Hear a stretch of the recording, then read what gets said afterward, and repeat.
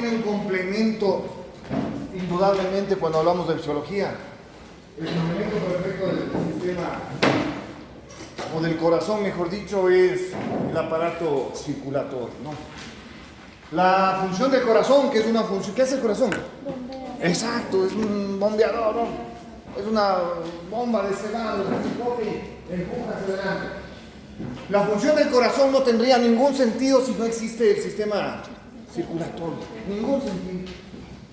Y es gracias al sistema circulatorio que la sangre llega a todos los órganos y los tejidos para que ellos puedan utilizar y realizar su trabajo.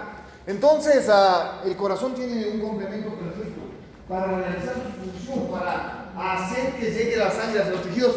Y ese complemento perfecto del sistema circulatorio. Lo que resta del semestre hablaremos de este sistema circulatorio, sus determinantes, sus funciones, cómo está regulado, lo que hace, cómo está estructurado, lo que produce y lo que genera. ¿Okay? Ese sistema circulatorio que ustedes se van a topar, ¿no? Durante toda su carrera van a hablar de presión, durante toda su carrera van a hablar de flujo, de resistencias, van a hablar de shock, ¿no? De hemorragia. Entonces todas esas cosas las vamos a aprender mientras conversamos del sistema circulatorio. Conceptos claros que vamos a ir analizando, ¿ok? Recordarles nada más que cuando hablamos del sistema circulatorio nosotros tenemos dos grandes circulaciones, eso ya habíamos conversado. Cuando hablamos del corazón, ¿cuáles son? Pulmonar. ¿Cuáles son? No, ¿cuáles son las circulaciones? Eso lo hablamos en una gráfica en la primera clase de fisiología cardíaca.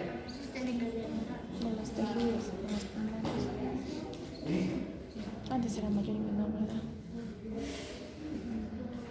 ¿Cuáles son las circulaciones que existen? La sistémica y pulmonar. Entonces, realmente tenemos dos tipos de circulación. La circulación sistémica, que es la circulación que nace en la aorta y es la que lleva el flujo hacia todos los órganos y tejidos. Y luego regresa por los sistemas venosos, ¿no? Se unen las cavas y retorna al corazón. Se llama sistémica porque van todos los tejidos, ¿ok? Y entonces a eso se refiere la circulación sistémica. Cuando llega al corazón, sale del ventrículo derecho la arteria pulmonar y ahí nace la circulación pulmonar, que se encarga de ¿qué? De oxigenar la sangre en esencia. Pasa, se llama circulación menor también. Pasa hasta los pulmones, llega a los capilares, se oxigena esa sangre y retorna por las venas pulmonares. ¿Son cuántas? Eso, ¿a dónde llega?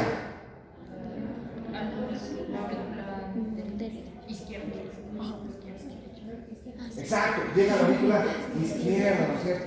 Sangre oxigenada, que retorna a los pulmones y que luego saldrá por la aorta hacia la circulación sistémica. Por lo tanto, tenemos la circulación sistémica y la circulación pulmonar. ¿Ok? No lo olviden. El sistema circulatorio está estructurado de la siguiente manera. Esencialmente tenemos todo lo que sale de los ventrículos, por cierto, conceptualmente y fisiológicamente. Todo lo que sale del ventrículo se denomina arteria. No importa si es oxigenada o no es oxigenada. Todo lo que sale de los sistemas ventriculares es arteria. Por eso tenemos la arteria aorta y tenemos la arteria pulmonar. Ok, entonces todo lo que sale de ahí se denomina arterias. Muy bien, entonces la circulación está conformada por las arterias. Las arterias se dividen en vasos más pequeños que son las arteriolas. Las arteriolas se dividen en vasos más pequeños que son las metaarteriolas. En vasos aún más pequeños que son los capilares. Los capilares confluyen formando las vénulas. Finalmente las venas de retorno en la circulación. Por lo tanto, desde cuando nace a nivel cardíaco, este sistema está estructurado por arterias, arteriolas, metaarteriolas, los capilares, las vénulas y las venas grandes de retorno. Donde se realiza el intercambio con los tejidos es aquí, a nivel capilar. Aquí están las células de un tejido determinado. Y entonces estas células de este tejido se nutren de la sangre que va pasando por los capilares. Asimismo, este tejido produce elementos de desecho que son llevados hacia los capilares y que de ahí serán distribuidos hacia los pulmones o hacia el riñón para que esos productos de desecho sean eliminados. Okay. Señores, este es el sistema circulatorio. Guyton hace un recordatorio en relación a cómo está estructurado y lo que es más importante, cómo son las presiones, y hace un cuadrito, ¿no?, de las presiones y una tablita y habla de la presión a este nivel en la aorta. Por cierto, la presión en la aorta es de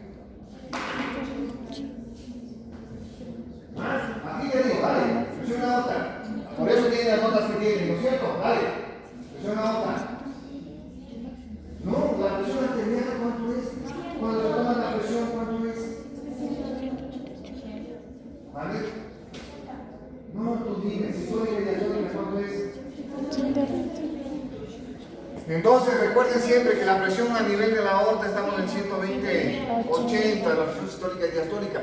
Conforme avanzan en el circuito, porque este es un circuito, la presión siempre va ¿qué? Disminuyendo. Y entonces va disminuyendo, ¿no? Y eso les digo, Guyton hace un cuadrito así, ¿no? Desde cuando viene a las grandes arterias, cuando llega ya a las arterias más pequeñas, llega a los capilares, acá ya con una presión mucho menor, apenas de 30 milímetros de mercurio en el extremo arterial, 10 en el extremo venoso, presiones mucho más bajas. Y llega a las vénulas, ¿no? Y las vénulas ya son presiones bajitas de 3, 4, 5 milímetros de mercurio, hasta que llega a la aurícula derecha, ¿no? La presión en la aurícula derecha es bajita, 0 a 1 milímetro de mercurio, 2 milímetros de mercurio máximo. ¿Qué les quiero decir? Que conforme avanzamos en el circuito, las presiones siempre van ¿qué? Disminuyendo. No lo deben olvidar. ¿Ok? Luego, en el inicio de este capítulo, se habla de los volúmenes de sangre en los diferentes niveles del aparato circulatorio. Recordarles que si nosotros dividimos el 100% de la sangre en este momento, en dónde está ubicada, la mayor cantidad de sangre naturalmente está en la circulación sistémica. Es decir, en todo ese circuito desde que sale de la arteria. Ahí está el 84% de la sangre, es esencialmente. El 16% restante está en la circulación menor, en los pulmones y en el corazón. El corazón tiene apenas el 7% de la sangre total del cuerpo y los pulmones tienen alrededor del 9%. Bueno, y lo que es más importante y a donde quiero llegar, la mayor cantidad de sangre de su cuerpo en este momento está en las venas. ¿Okay? Las venas constituyen el reservorio más grande de sangre del cuerpo. En las venas está alrededor de ¿qué? Del 64% de toda la sangre. El 64% de toda la sangre que tenemos nosotros está aquí en los sistemas venosos. Tiene una razón lógica este almacenamiento de sangre en las venas, y es que las venas tienen una gran distensibilidad. ¿Qué quiere decir esto? Que permiten el almacenar grandes cantidades de ¿qué? De sangre. ¿Okay? Entonces, como tienen distensibilidad grande, pueden almacenar grandes volúmenes de sangre, y por eso es que las venas se constituyen en un gran reservorio de sangre. ¿Okay? Esta es la razón por la cual en las venas se encuentra el 64% de toda la sangre que nosotros tenemos. Muy bien, señores, este es el sistema circulatorio. No olviden cómo van variando las presiones en ese sistema, y no olviden cómo es la distribución de la sangre en el mismo. ¿Listo? Dejemos la gráfica. Cuando hablamos del sistema circulatorio, cuando hablamos de este sistema circulatorio, nosotros tenemos los principios básicos del sistema circulatorio. Hoy lo vamos a ver, estos principios básicos, y van a regirnos realmente en muchísimas clases las que vamos a tener aquí en adelante. ¿Ok? De manera que estos principios básicos no se deben olvidar. El primer principio básico de la circulación dice que cada tejido regula su flujo en base a su necesidad. Ese es un principio que nunca en su vida deben olvidar. Cada tejido regula su flujo en base a su necesidad. De manera que si nosotros corremos, ¿dónde debemos notar el flujo sanguíneo? En el tejido muscular que está ejercitando. Y nosotros estudiamos y estamos estudiando y estamos en semana de exámenes, como estuvimos en la semana pasada, como debieron haber estado el fin de semana, pues, ¿no es cierto? Estudiando 3 días solo para estudiar fisiología, algo que debieron haber estudiado todo el semestre, ¿no es cierto? Y entonces, si ustedes hacían lo que debían hacer para no sacar las notas que sacaron, entonces su flujo sanguíneo cerebral también hubiera aumentado, porque conforme aumenta el trabajo de un tejido, mayor flujo sanguíneo necesita, porque necesita mayor cantidad de nutrientes. El primer principio general de la circulación dice eso, que un tejido que trabaja más necesita más sangre. Y eso aplica acá, que cada tejido regula su flujo en base a ¿qué? A su necesidad.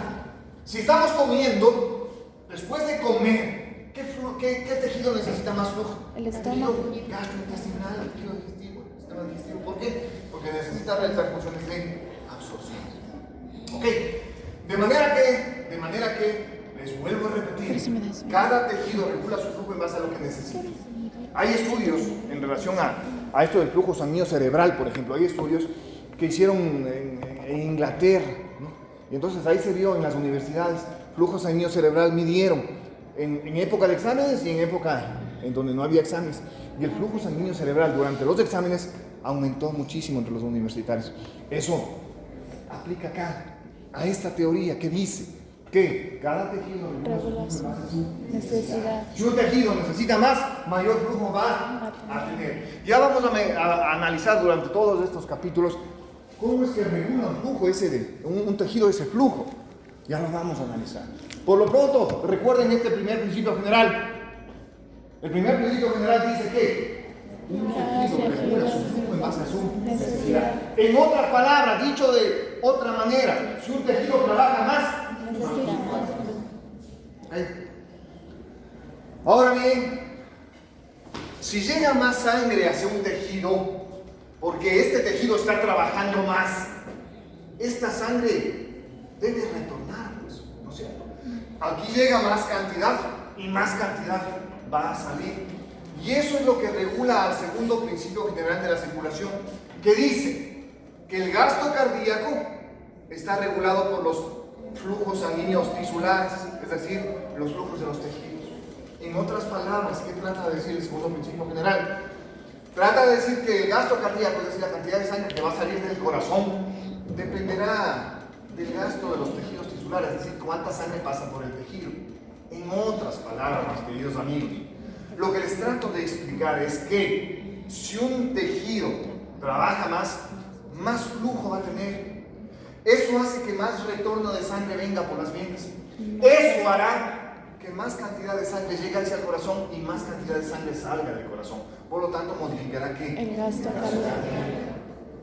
Entonces, el gasto cardíaco per se está regulado ¿por qué? Por el flujo sanguíneo en los tejidos.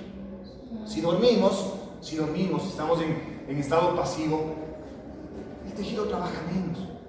Como viene menos sangre acá, menos sangre retorna y el gasto cardíaco disminuye. Si hacemos ejercicio y les mando a correr a la maternidad de Eugenio Espejo, regresamos 3 vueltas y volvemos acá por 2 puntos, ni sentimos. Pero si yo mido el gasto cardíaco, ese gasto cardíaco va a estar ¿qué? Aumentado. ¿Por qué aumenta? Porque este tejido necesitó más sangre. Como llegó más sangre acá, también más sangre va a retornar hacia los sistemas venosos, más sangre hacia el corazón y más sangre va a salir del corazón. El principio de Frankenstein. Todo lo que le llega sale. ¿Ok? Señores, entonces, ese es el segundo principio general que dice que el gasto cardíaco está regulado esencialmente por los flujos sanguíneos tisulares, es decir, por los flujos sanguíneos que llegan hacia cada tejido. Y el tercer principio general dice que la presión arterial es independiente de los flujos sanguíneos locales y del gasto cardíaco. En otras palabras, la presión arterial se regula por sí sola. No depende ni del gasto ni depende de los flujos sanguíneos locales. ¿Está muy claro? Ya. En este momento, la presión arterial de su compañera cambió. Si nosotros tomamos la presión arterial de ella subió. No hubo necesidad de modificar gasto cardíaco, ni hubo necesidad de modificar gastos sanguíneos.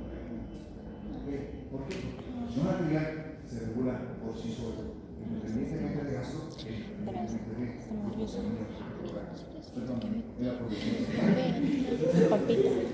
Ok, estos son los principios generales de la circulación, que por cierto, ¿en el país? La regulación de la regulación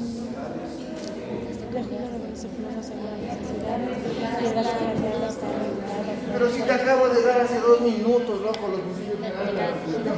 ¿Cuál es el principio general de la circulación? La presión arterial es independiente, no tiene que ver del flujo. Mande.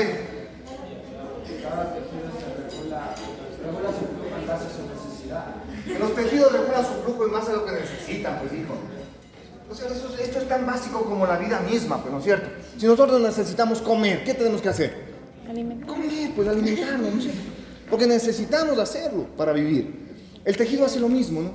Si el tejido necesita alimentarse, ¿qué necesita? Sangre. Por lo tanto, si trabaja más sangre debe llegar. El tejido regula su flujo en base a su necesidad. ¿Ok? El segundo principio general, ¿qué dice?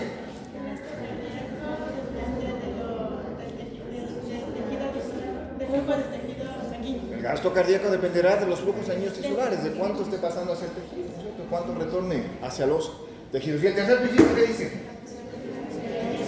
Exactamente, no son de los flujos sanguíneos tisulares y del gasto cardíaco.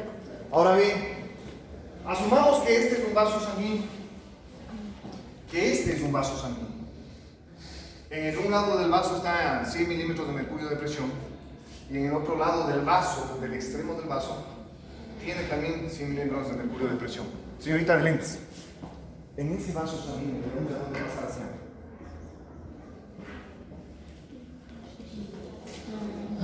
Donde necesite. Por aquí debe pasar sangre, ¿no es cierto? Sí. En un extremo del vaso tengo 100 milímetros de mercurio y en el otro tengo 100 milímetros de mercurio. La sangre pasa así. ¿Cómo crees que pasa? Depende de lo que necesita el tejido, ¿no? ¿Vale? Pero es que ¿Por te qué? da igual.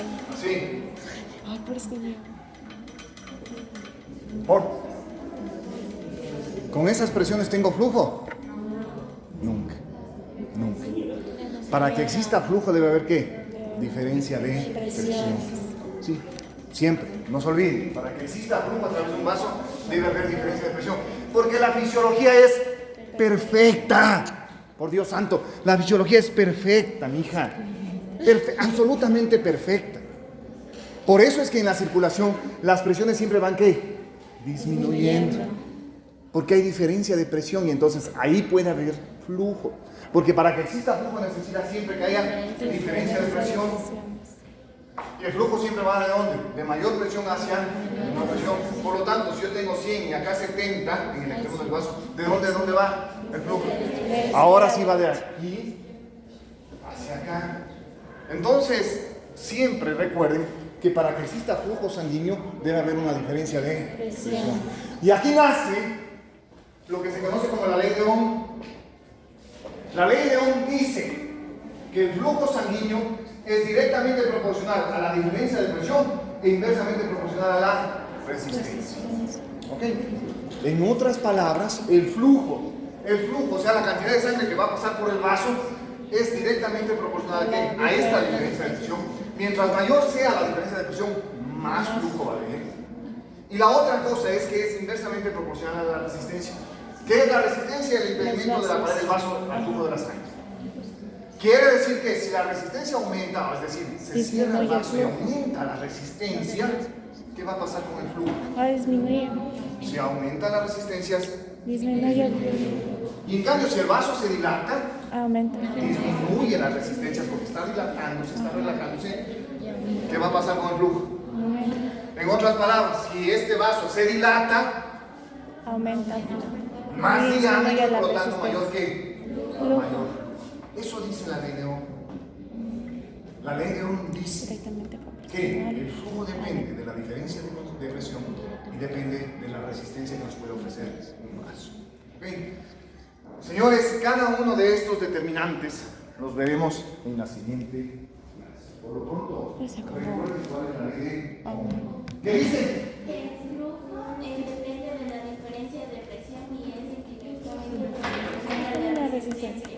¿Ya? Quiere decir que dependerá de esta diferencia de presión y dependerá de la pared del vaso, de su resistencia. ¿Okay? Si la resistencia aumenta, se cierra el vaso, porque estamos aumentando la resistencia y el flujo disminuye. Cuando nos asustamos, se libera tanta adrenalina que los vasos sanguíneos de la piel hacen vasoconstricción, están aumentando sus resistencias. Y cuando llegamos a la casa, por algún susto, ¿no? Cualquier susto, nos asaltaron en la esquina, nos salió el Rottweiler, nuestra enamorada nos vio con la otra, no sé cualquier cosa. Llegamos a la casa, ¿no? La adrenalina, ¿no? La adrenalina produce ¿qué? Vasoconstricción. Y llegamos a la casa y mamá, pero mijito, ¿qué te pasó? ¿Estás pálido? ¿Estás pálido? Ah, sí, mamita, lo que pasa es que aumentaron mis resistencias porque la adrenalina ahí me produjo vasoconstricción y no hay flujo sanguíneo hacia la piel. Le dio. Ok, entonces ahí tienes que decir, mamita, es que es la ley de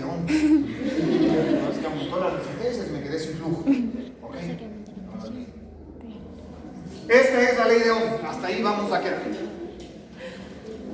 Solo eso.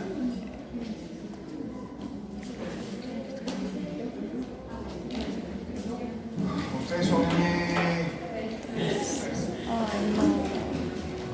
Ay, no. voy a dar las notas totales. Van a poder Ay, realizar ya sus me pruebas, deprimí. sus exámenes.